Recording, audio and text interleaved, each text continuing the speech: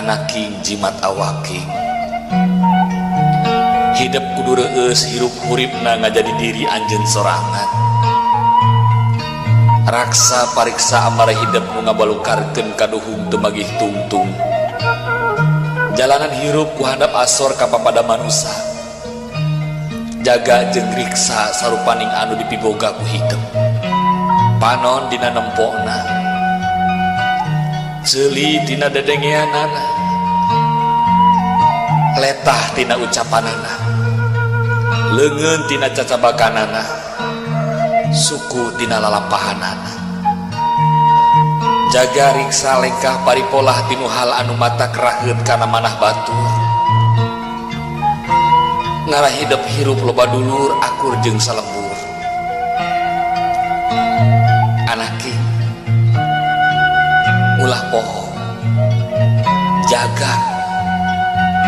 riksa kaluhungan alam dunya da Gusti anu Maha Suci nyiptakeun alam dunya teh pikeun diropea istoningkeun kahirupan hidup jeung papada umatna anaki jimat awaking ngajalanan hirup hurip di alam dunya teh teu gampang hidup moal salawasna ngajalanan datarna hirup bakal nincak kana tanjakan jeung pudunan omat hidup ulah kutur salawasna eling kanu Maha Agung nyembah kanu Maha Kawasa turutkeun papagon ageman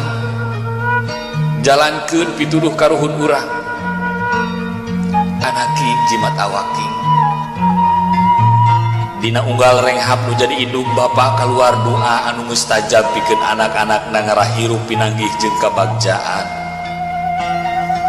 kajebaran pikeun pibekeleun dina ngoni ngajalanan sagara kahirupan di alam dunya omat anaking hidup kudu silih asah silih asih silih asuh silih kalingakeun nyadiri silih simbeuhnya kadeudeuh deheuskeun duduluran raketkeun babarayaan ulah rek pakia-kia ulah rek pasalia paham hamo nepi ka papaseaan anaking jimat awaking omat ieu pupeujuh keur hirup hurip hidup salawasna bral anaki jalanan hirup hurip hidup sugan jeung sugan hidup bisa ngajadikeun diri hidup jadi manusia anu unggul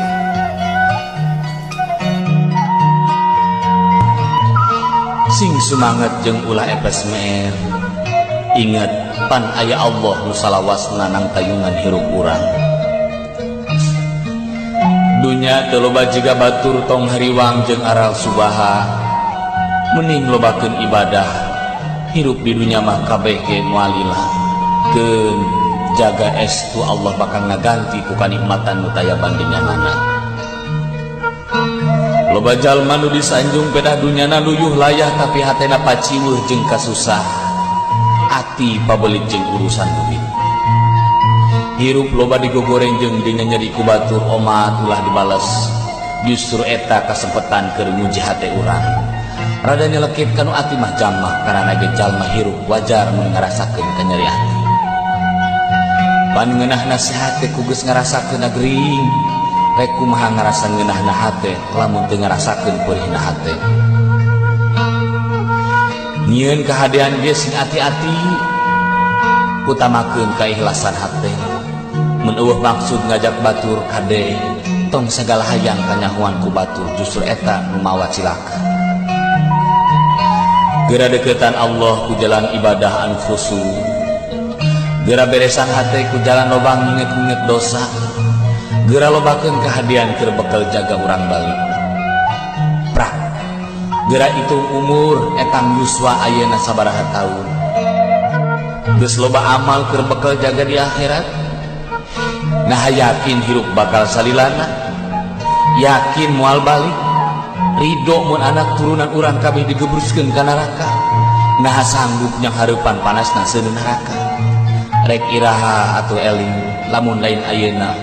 urang keur hirup di alam dunya.